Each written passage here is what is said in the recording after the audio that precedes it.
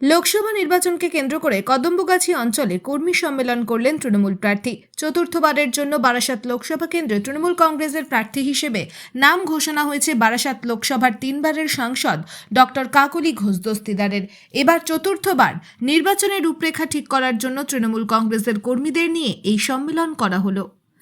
অনেক বেশি ভোটে আপনি জয়যুক্ত হবেন, কিভাবে এতদূর পৌঁছান, এত বড় সংখ্যা কিভাবে কি বলছেন? তো বলবোই, কর্মীরা তো চাইবে যে আরো বেশি ভোটে আমরা জিতি, সেই জন্যই সেরকম আলোচনা হলো। এখানে অনেক ক্ষেত্রে বারবারই কদম্বগাছির শিরোনামে উঠে এসেছে আপনার লোকসভার মধ্যে, কিভাবে ম্যানেজ করবেন পুরোটা? না, লোকসভায় আমার 34টা অঞ্চল, 117টা বুথ, এপার থেকে ওপার ছুটে বেড়াতে হচ্ছে। সুতরাং এটা কিছু না যে কোনটা কিভাবে ম্যানেজ করব। প্রায় 20 লক্ষ ভোটার, সকলে আমার কাছে সমান, সকলের কাজ গত 15 বছর করে এসেছি এবং আগামী দিনেও যাতে কাজ করতে পারি সেই আবেদন রাখছি।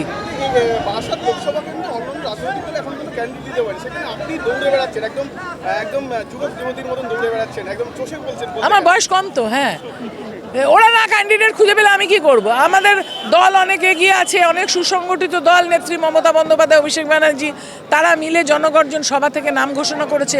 আমার দায়িত্ব কর্তব্য মানুষের কাছে গিয়ে আবেদন করা।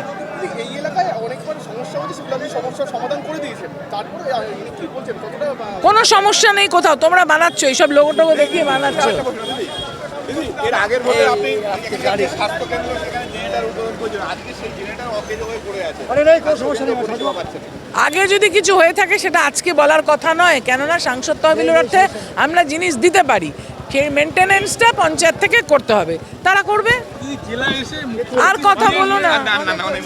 ব্যুরো রিপোর্ট, বেঙ্গল জি নিউজ।